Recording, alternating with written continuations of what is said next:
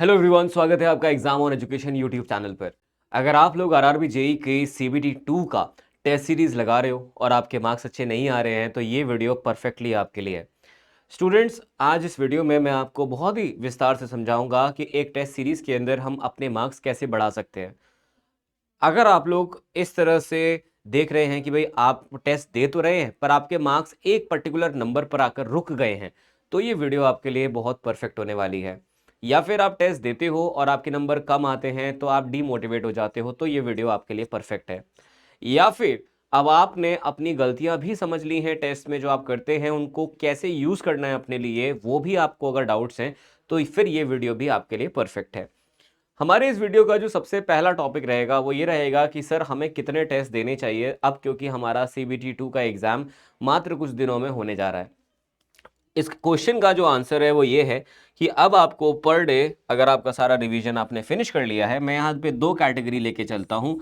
एक वो स्टूडेंट्स जिनका रिवीजन अभी बचा हुआ है, रिवीजन इज लेफ्ट, और दूसरे स्टूडेंट्स वो जिनका जो रिवीजन है वो कंप्लीट हो चुका है, आपने कंप्लीट रिवीजन अपना डन कर लिया है। ठीक है, सबसे पहले जो बच्चों का रिवीजन अभी बचा है, आपको मिनिमम जो है पर डे एक टेस्ट देना ही देना पड़ेगा।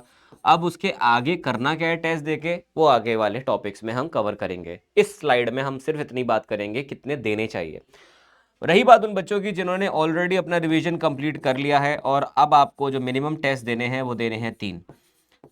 अगला सवाल उठता है कि ये टेस्ट जो देने हैं वो हमें किस टाइम पर देना बेहतर है। आपको उसी टाइम पे देना है जिस टाइम पर आरआरबी जेई आपका जो एग्जामिनेशन कंडक्ट करवाती है, जिस टाइम स्लॉट में आपका एग्जामिनेशन कंडक्ट होता है, आपको उसी टाइम स्लॉट में इस टेस्ट को देना है, ताकि आपकी बॉडी को पूरी तरह से आदत पड़ सके उस पर्टिकुलर ड्यूरेशन में एक्टिव रहने का। आपका ब्रेन जो है आप उसको ट्रेन कर सकें।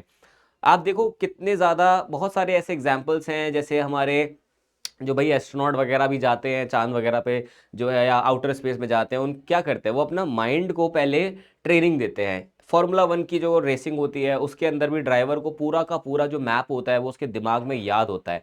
पूरा जो रेसिंग ट्रैक होता है उसके लिए वो कैसे याद करते हैं, वो याद करते हैं अपने दिमाग को ट्रेन करके। तो हमें भी अपने दिमाग को ट्रेन करना है कि इस पर्टिकुलर टाइम पर ही, या विराट कोहली ने जो एक छक्का जड़ा था, एकदम बॉल उसके बिल्कुल कमर पे ही थी और जो है पाकिस्तान के प्लेयर को एक छक्का जड़ा था सीधा, वो जो आपका स्ट्रेट एकदम सिक्स मारा था वो विराट कोहली ने कैसे बन मारा।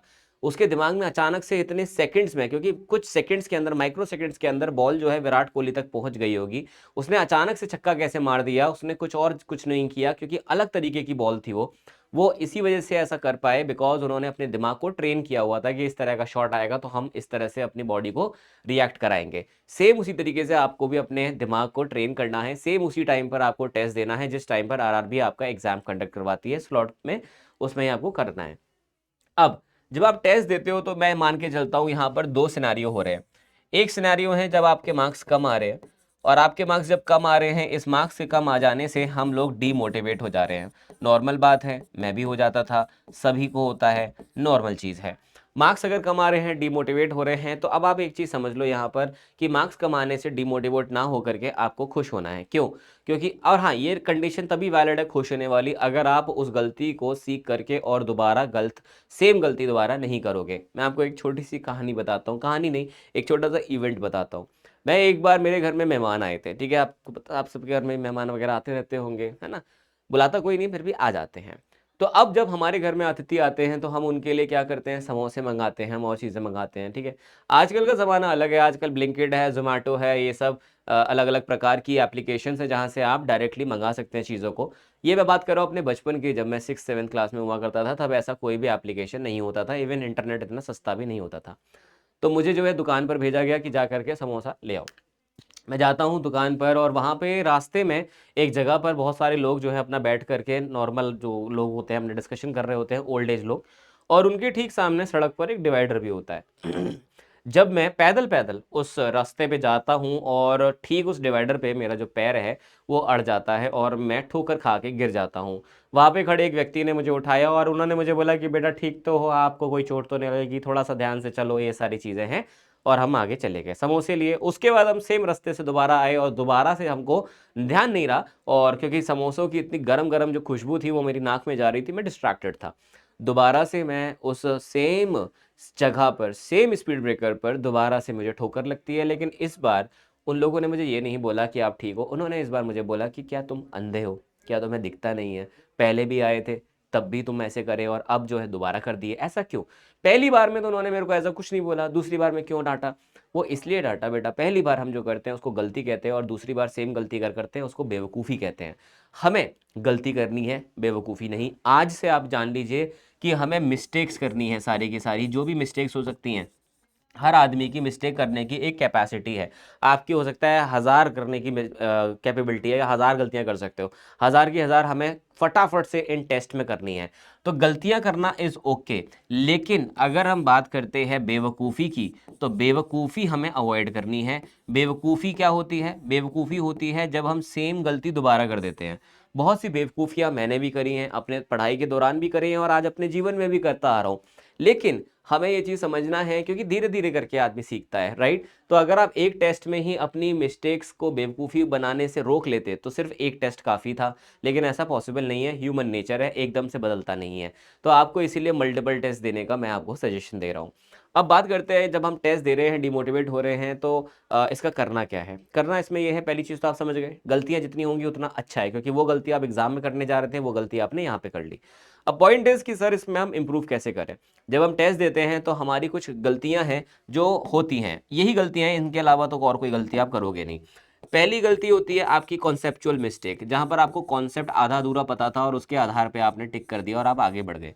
आरआरबी के एग्जाम में क्योंकि बहुत बेसिक चीज़ें पूछी जाती हैं, डेप्थ में ज़्यादा नहीं जाते हैं, तो यहाँ पर बहुत सारी डेटा वैल्यूज़ होती है, चीज़ें होती हैं जो हमें कुछ की कुछ याद होती है, या कॉन्सेप्ट होता है कोई, वो हमें याद नहीं होता और वो हम गलत कर देते हैं। दूसरी गलती जो आप करते हैं वो करते हैं, आपको बहुत सी इंपॉर्टेंट चीज़ें जो होती हैं वो मेमोराइज़ नहीं हो पाती हैं, मेमोरी वीक है आपकी, आप चीज़ों को याद नहीं रख पाते हो। तीसरी गलती आपकी होती है, अगर एक आधा कोई क्वेश्चन ऐसा आ गया जिसमें कैलकुलेशन करनी है, तो आपने कैलकुलेशन में गलती कर दी, कैलकुलेटिव एरर कर दिया। तीसरी गलती होती है सिली मिस्टेक की, जहाँ पर आपसे स्टेटमेंट दिए हुए हैं और आपसे बोला गया था कि इनमें से एक इनकरेक्ट को टिक करना है, और आप पहला वाला देखते हो करेक्ट है और उसी को टिक करके आगे बढ़ जाते हो, इनको बोलते हैं सिली मिस्टेक। अब क्वेश्चन वही आ जाता है, इम्प्रूव करना कैसे है? हर एक गलती को कैसे इम्प्रूव करेंगे मैं समझाता हूँ आपको इस वीडियो में। मैंने भी ये टेक्निक इस्तेमाल की थी, मेरे लिए भी बेनिफिट हुआ, मेरे साथ के जितने थे उन्होंने भी बेनिफिट लिया इन चीज़ों का। अब बात करते हैं कॉन्सेप्चुअल मिस्टेक का। कॉन्सेप्चुअल मिस्टेक को सही करने का एक ही तरीका है, जिसको बोलते हैं रिवीजन। जितना ज़्यादा रिवीजन करोगे उतना ज़्यादा कॉन्सेप्चुअल मिस्टेक्स आपकी कम होती चली जाएंगी। ये बिल्कुल इन्वर्सली प्रोपोर्शनल है, जितना ज़्यादा रिवीजन उतना कम कंसेप्चुअल मिस्टेक। फिर आता है कैलकुलेशन। कैलकुलेशन आपकी गलत कब होती है? देखो आरआरबी में ऐसी कैलकुलेशन तो आती भी नहीं है कि जो आप जो है सॉल्व करो कैलकुलेटर के माध्यम से या दिमाग लगाओ। यहाँ पर जो कैलकुलेशन आती है सुपर सिंपल डिम्पल एकदम कैलकुलेशन आती है, बावजूद उसकी भी गलती हो रही है। क्यों? क्योंकि हम हड़बड़ाहट में कर रहे हैं, जल्दबाजी में कर रहे हैं। इसके लिए आपको क्या करना है? इसके लिए आपको प्रैक्टिस करनी है। जितना ज़्यादा प्रैक्टिस करोगे उतना ज़्यादा आपकी ये जो मिस्टेक है ये कम हो जाएगी। जितना ज़्यादा प्रैक्टिस उतना कम कैलकुलेशन मिस्टेक। और प्रैक्टिस करना कैसे? आपको टाइम ओरिएंटेड, क्योंकि टाइम ओरिएंटेड प्रैक्टिस नहीं करोगे तो आप हड़बड़ाहट से कैसे डील करोगे? हमें कम टाइम में ज़्यादा से ज़्यादा क्वेश्चन सॉल्व करने के लिए ही प्रैक्टिस करनी है। यानी कि जब आप प्रीवियस ईयर क्वेश्चन लगाओ या आप क्वेश्चन लगाओ, कोई भी क्वेश्चन आज के बाद आप लगा रहे हो बचे हुए टाइम में, याद रखिए आप स्टॉप वॉच लेकर के ही कैलकुलेशन करेंगे, स्टॉप वॉच लगा करके क्वेश्चन लगाएंगे। आप मुझे खुद बताएंगे इस वीडियो के नीचे कमेंट करके कि 1 घंटे में आपने कितने क्वेश्चन सॉल्व किए, और ये आप मुझे लगातार अगले 5 दिन तक बताओ। और सेम कमेंट में मैं आपको प्रूफ करके दिखाऊंगा कि आप कैसे अपने जो टाइम है उसको इम्प्रूव कर रहे हैं। मैं चाहता हूं मेरे सभी स्टूडेंट्स को कि आप ये काम ज़रूर करो, ये एक्टिविटी ज़रूर करो। मैं कुछ अलग करने को नहीं कह रहा हूँ, मैं बस कह रहा हूँ कि 5 सेकंड निकाल के क्वेश्चन जब सॉल्व करने जाते हो, 5 सेकंड निकाल करके अपने फ़ोन में एक स्टॉप वॉच ऑन कर लेना और टाइम देखना, और उसमें फिर ये देखना आपने कितने क्वेश्चन सॉल्व किए हैं। यहाँ से आपके कैलकुलेशन मिस्टेक्स जो हैं वो काफ़ी हद तक कम हो जाएंगी। फिर आता है मेमोरी का। मेमोरी के लिए आप लोगों के पास एक फॉर्मूला शीट या फिर एक आपका डेटा शीट होना अनिवार्य है।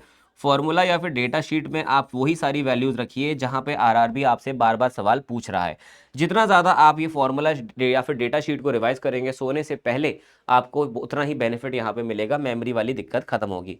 फिर आता है सिली मिस्टेक। बेटा सिली मिस्टेक का सेम वही चीज़ है कि सिली मिस्टेक में हमें जो सबसे बड़ी चीज़ है वो हेल्प करेगी, वो क्या है? वो है the way you attempt the paper, यानी कि पेपर को अटेम्प्ट करने का तरीका। तो अटेम्प्ट कैसे करना है, हमें उसकी प्रैक्टिस को भी शुरू कर देना है। पेपर को अटेम्प्ट करने का सबसे अच्छा तरीका है कि आप सबसे पहले जितने भी क्वेश्चन हैं उन सबको आप गो थ्रू करिए, सारे क्वेश्चन को एक बार देखिए। जो भी क्वेश्चन बिना पेन उठाकर आप टिक कर सकते हो, आप तुरंत उसको टिक करिए और आगे बढ़िए। और ऐसे सवाल जिनमें आपको लगता है कि यार ये मेरे को क्वेश्चन आता तो है, थोड़ा सा पेन उठाऊंगा, याद करूंगा तो याद आ जाएगा, उसको आप लोग जो भी क्वेश्चन मतलब आपका 5 सेकंड से ज़्यादा लेता है, उस क्वेश्चन को आप मार्क कर दीजिए और आगे बढ़ जाइए। और जो क्वेश्चन आपको बिल्कुल भी नहीं आता, बिल्कुल आप छोड़ के गए थे, जिस टॉपिक को उससे ही आ गया है, उसको आप 1 सेकंड वेस्ट करो केवल पढ़ने में और दूसरे सेकंड में आगे बढ़ जाओ। क्योंकि 1 सेकंड में आप इतना तो देख ही लोगे कि ये क्वेश्चन कहाँ से आया गया है, एक नहीं तो 2 सेकंड में, 3 सेकंड में पता कर लोगे। इसके बाद अब आप जब बाद में देखते हो तो आपको नजर आता है कि शुरू के 10 से 15 मिनट में या 20 मिनट में आप सारे क्वेश्चन को गो थ्रू जब कर पाओगे तो आप देख पाओगे कि उसमें से जो आपके सबसे सिंपल क्वेश्चंस थे वो आप ऑलरेडी टिक कर चुके हो। तो वहां पर गलती होने की गुंजाइश अब कम है, बिकॉज सिंपल क्वेश्चन गलत तभी होते हैं जब आप टाइम के स्ट्रेस में काम कर रहे होते हो, जब आप स्ट्रेसफुल होते हो। जरूरी नहीं है स्ट्रेस टाइम से ही आए। स्ट्रेस कैसे आ सकता है, एक रीजन मैं आपको बताता हूँ। एक रीजन स्ट्रेस का ये होगा कि जब आप एग्जाम में बैठोगे और आप क्वेश्चन नंबर 1 देखोगे तो आप देखोगे ये क्वेश्चन नंबर 1 तो बहुत आसान है, मैं आगे बढ़ जाता हूँ, इसको टिक कर देता हूँ। क्वेश्चन नंबर 2 बहुत आसान है, इसको भी टिक कर देता हूँ। क्वेश्चन नंबर 3 बड़ा आसान है, अरे ये भी टिक कर देता हूँ। क्वेश्चन नंबर 4 नहीं आता, कोई बात नहीं, सारे क्वेश्चन तो मुझे करने भी नहीं थे। पांचवा नहीं आता, अरे कोई बात नहीं। छठा नहीं आता, अरे कोई बात नहीं। सातवां भी नहीं आता, अरे कोई बात नहीं। आठवां नहीं आता, यहाँ से आपका आप डर शुरू, और आप चले गए सीधे सीधे, आपको पेपर ने हरा दिया। आपको भी पता है कि आप सारे क्वेश्चन सॉल्व वैसे भी नहीं करने वाले थे, कुछ क्वेश्चन आप छोड़ने वाले थे। 100% कट ऑफ तो कभी भी नहीं जा सकती। तो जो परसेंटेज ऑफ कट ऑफ है बेटा, वो 100% तो कभी भी नहीं जा सकती, राइट। तो इसीलिए ऑलरेडी अब यहाँ पर हो क्या रहा है कि अगर आपके 8 क्वेश्चन डायरेक्टली, सॉरी, अगर आप 5 क्वेश्चन कंटिन्यूस ऐसे आ गए जो आपको नहीं आते, तो ये आपका कॉन्फिडेंस लूज करवा देंगी। अब इसके बाद 9वां सवाल अगर सिंपल भी होगा, आप तब भी उसको गलत करके आ सकते हो, क्योंकि आप ऑलरेडी स्ट्रेस में हो। जबकि आपको ये पता है कि अगर ये क्वेश्चन नहीं आए तो आपकी किस्मत, आप बस ये मान के चलो कि यहाँ पर थोड़ा सा आपके साथ गेम खेलने की कोशिश कर रही है कि जो चीज़ें आपको नहीं आती थी वो लाइन से आ गई, दैट इज इट। उसके अलावा और कोई टेंशन नहीं है, बिकॉज अगर सारे क्वेश्चन यहाँ आ गए जो आपको नहीं आते, इट्स ओके, आगे वाले क्वेश्चन ऐसे होंगे जो आप कर पाएंगे। लेकिन इतना दिमाग, इतना कैलकुलेशन अगर हम कर पाएंगे इतने कम टाइम में, तो फिर तो क्या बात है।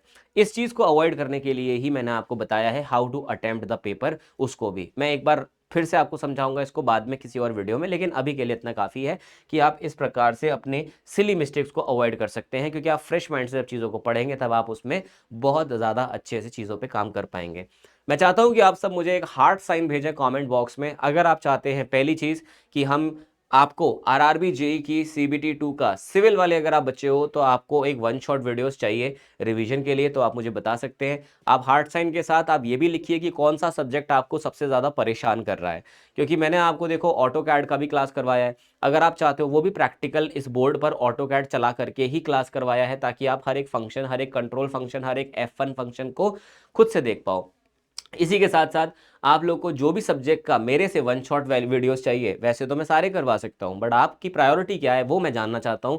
तो आप मुझे इस वीडियो के नीचे हार्ट साइन के साथ उस पर्टिकुलर सब्जेक्ट का नाम लिखिए जिसका आप चाहते हैं कि मैं मैराथन यहाँ पे लूं या 1 शॉट वीडियो आपके लिए लूं।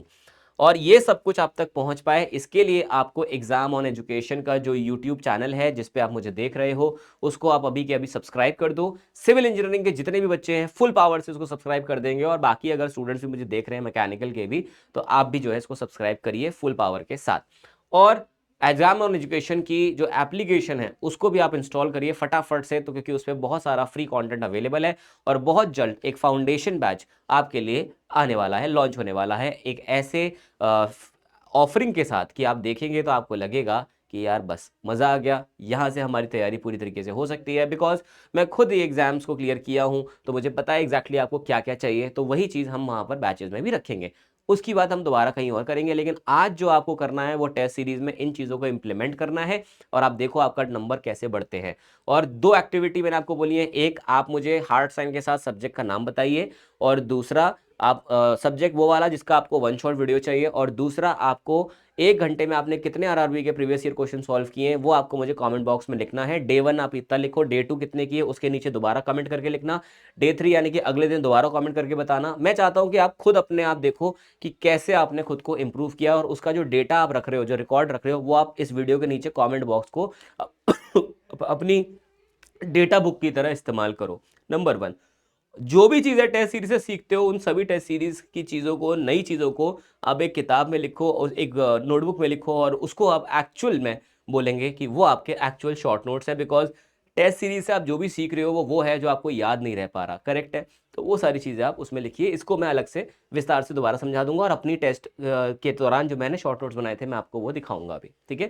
थैंक यू सो मच, मिलता हूँ मैं आपसे अगले वीडियो में। इस वीडियो को सभी दोस्तों के साथ ज़रूर शेयर करिए, लाइक कीजिएगा और सब्सक्राइब ज़रूर कीजिएगा हमारे इस चैनल को। Okay, bye bye, take care and see you.